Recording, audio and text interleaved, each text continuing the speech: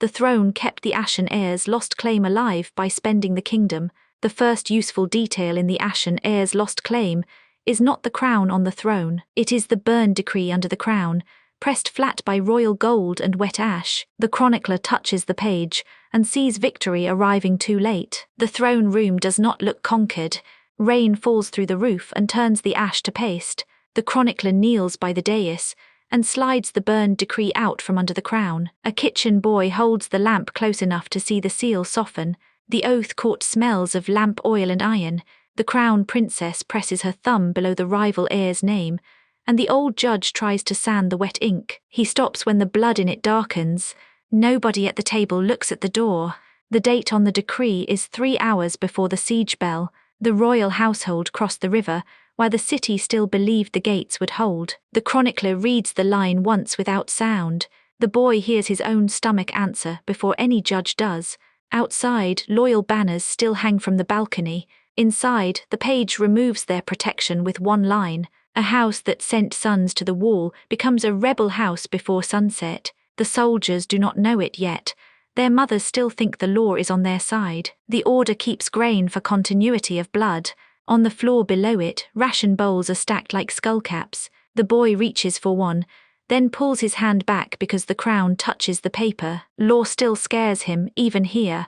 The princess does not plead.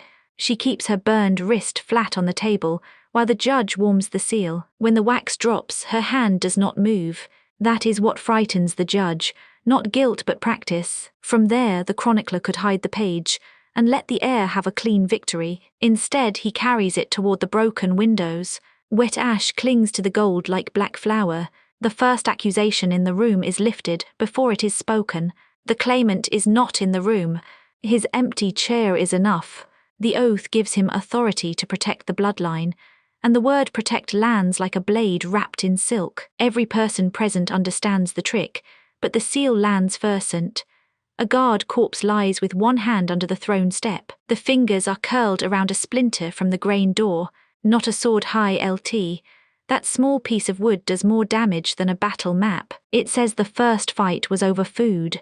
One clerk tries to leave a gap in the copy. The princess notices. She takes the pen from him and fills the space herself, slow enough for the witnesses to watch. After that, the clerk writes smaller. The kitchen boy asks whether the crown is cursed. The chronicler almost says no. Then the wax on the decree dents under his thumb, soft as if the seal has just been pressed. The room has cooled, but the order has not. By dawn, the court has made betrayal portable. It can be carried to a gate, a granary, a treasury, and still call itself law. The judge shuts the book with both hands. A smear of blood crosses the royal crescent. The next room does not widen the legend. It narrows the blame until one hand, one order, and one cost can be seen together. At the river granary, the lie becomes wheels and weather. The guard captain turns the locked grain measure upside down in front of the ration line. Nothing falls out. Behind him, royal wagons leave through the back gate with canvas tied over the sacks. The counting room is warmer than the street. The treasury clerk weighs 3 clipped coins beside a list of unpaid soldiers. A wounded messenger leans on the table and bleeds onto the payroll he came to collect. The clerk moves the silver anyway. A lower ward mother sets her bowl on the stones. Barley dust blows past it and sticks to her sleeves. She watches the captain read the princess's order twice. On the second reading, he lowers his spear and stops looking at the crowd. The private coffer is marked for the claimant in a hand nobody bothers to disguise. That is the arrogance of a dying court. It does not hide theft. It files theft before the victim reaches the counter. The messenger watches the lock turn. The city is not starving because the grain is gone. It is starving because the grain has been assigned a better class of body. The royal wagons cross the wet yard one at a time. Each wheel leaves a pale stripe where flour spills through the CMS. Outside, the wall guard is sent back with empty purses and split boots. One man stares at the closed treasury door. Another sits on the curb and pulls a nail out of his soul. Neither of them knows their pay has already crossed the river. A boy runs beside the last wagon until a soldier hits him with the spear shaft. The bowl in his hand cracks, but he keeps both halves. The captain sees that and turns away. Obedience is easier when it can look busy. The clerk's mistake is mercy. He leaves the scale pan unwashed. Blood gathers in the grooves around the coin dust, dark and exact. When the chronicler finds it later, the stain has dried into the shape of a small crown. The granary doors close before the bells begin. That order matters more than any confession later. It shows the crown choosing what must live first, bloodline before district, seal before mouth, escape before bread. Money changes sides before the army does. That is why the wall falls quietly at first and orders can shout. But hunger negotiates faster. A soldier who has not been paid will still fight. His captain cannot keep him standing forever. When the chronicler reaches the yard days later, the ration bowls are still there. Rainwater has filled them. A rat drinks from the largest one and leaves little feet in the flour decent. The crown did not need monsters. It had schedules. The treasury door has 3 locks. The clerk uses only one. He is not afraid of thieves anymore. The thieves have keys, titles, and a receipt. The western gate opens without a trumpet. The gate lieutenant fits both halves of the split key into the winch box, while the young archer keeps his bow drawn. Chain grease smokes on the lieutenant's hands. The city bells are still silent. The bridge chapel keeps the children behind the altar screen. The absent prince crosses out 3 names on the hostage list and writes their fathers' names instead. The priest says nothing. Candle wax runs over the scratched letters. The archer sees the princess's seal before he sees the enemy. By contrast, that is the wound he never recovers from. He lowers the bow because the order is real. The portcullis rises, and the royal banner hangs above the breach like a witness refusing to blink. It looks like mercy for almost one breath. Then the message leaves the chapel. 3 fathers open 3 roads before nightfall, because their children are still alive. The claimant has learned that kindness can be sharpened. The first soldiers through the gate do not run. They walk because someone has promised them the street will be open.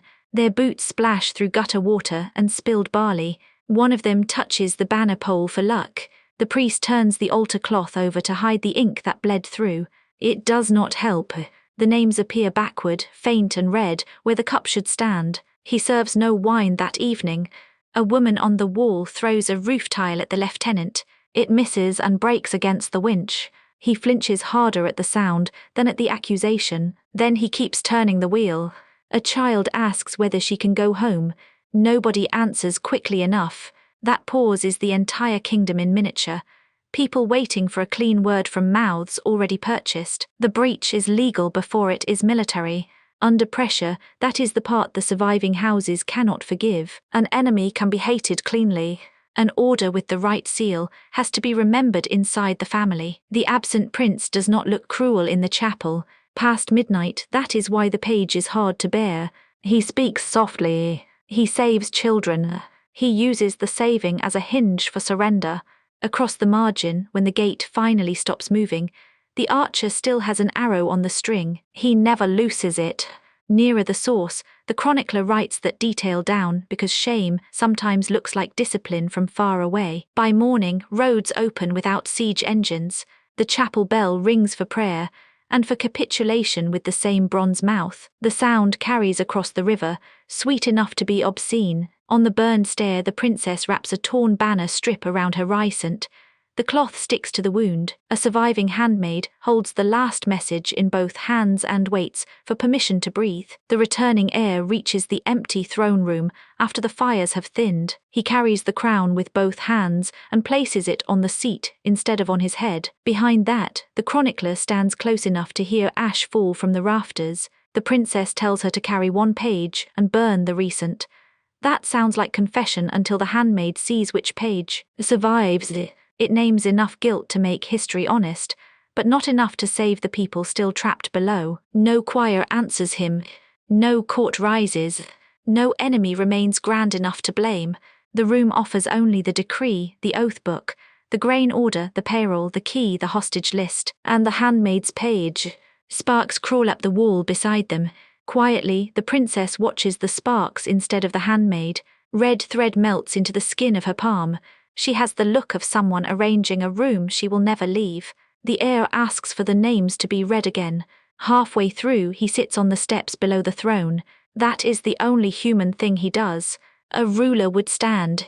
A survivor sits because his knees have understood before his title does. The handmaid hides the message in her hair. She walks through smoke with her chin down while soldiers shout for water. Nobody searches her because everyone is watching the princess. Power is useful even when it is dying. The crown has not been loosened. That is the horror. It arrives intact after the food. Pay, gates, roads, children, witnesses, and mercy have all been spent to preserve it. The symbol survived because the state was used as kindling. This is where the story becomes ugly. The princess tells the truth only after truth has lost its power to rescue anyone. Her honesty is not redemption. It is another locked door with better handwriting. The chronicler writes the last line slowly. Victory is real. The heir can punish bodies, reverse decrees, and hang banners over the breach. None of it puts bread back in the bowls or blood back in the boys at the wall. At the foot of the stair, the handmaid passes a child carrying an empty bowl. She almost gives him the page. Then a beam falls behind them, and fear does what loyalty could not. She keeps walking. The heir leaves the crown where it is. For the first time, the throne looks less like a prize than a debt collector. The room does not ask whether he can rule. It asks what rule means after this much obedience. The crown reaches the throne at last. No choir answers it. The heir leaves it on the seat and asks for the names to be read again. The chronicler reads until the room understands the final cruelty. The victory is real, and that is why it cannot comfort anyone. The final frame shows the heir's burnt decree ash scattered across the empty throne. Then the ash ledger closed, and the empty throne recorded one more heir as paid. The princess presses her thumb below the claimant's name, and the judge tries to sand the wet ink. The lieutenant fits both halves of the split key into the winch box, while the archer keeps his bow drawn. On the burned stair, the burned princess wraps a torn banner strip around her ricent. A handmaid holds the last message in both hands and waits for permission to breathe. The heir reaches the empty throne room after the fires have thinned. The chronicler stands close enough to hear ash fall from the rafters. The private coffer is marked for the pretender in a hand nobody bothers to disguise. That is the wound he never recovers from. The rival claimant has learned that kindness can be sharpened. The last room does not say the heir failed to win. It says the heir reached the throne after the kingdom had already spent itself buying that victory. The crown costs more than victory. It costs the realm that made victory worth naming. At dawn, the bread queue reaches the palace bridge. Nobody in the queue chants for justice. They count children, count loaves, and count the guards who will not meet their eyes. The heir can hear the city breathing through the broken windows. That sound does more damage than any accusation. The first punishment is small. A treasury clerk is brought forward with ink on his thumb and blood on one sleeve. He does not deny the ledger. He only asks whether the soldiers were supposed to eat loyalty. The question lands badly because everyone in the hall knows the answer. A captain from the western wall kneels with his helmet under one arm. The helmet is split where a stone hit it during the breach. He says the gate opened legally. He says that is why his men hesitated. No one in the throne room wants a legal wound, because a legal wound has a signature. The hostage list is read after the payroll. 3 fathers are named. 2 are dead. 1 is alive and standing in the room with his hands folded so tightly the knuckles have gone white. When his child's name is spoken, he does not look at the heir. He looks at the crown. By midday, the old judge asks for a clean charge. Treason would be easy. Theft would be easy. Murder would be easy. The problem is that the realm was not murdered in one room. It was moved piece by piece through rooms that all kept records. The heir walks the granary yard before sunset. Rain has softened the flour dust into paste. A child has drawn a crown in it with one finger, then crossed it out. The heir kneels beside the mark and does not touch it. Some evidence should not be repaired by royal hands. That night, the surviving handmaid returns the burned page. She carried it through smoke, hair, river mud, and 2 searches. The page is not enough to save anyone.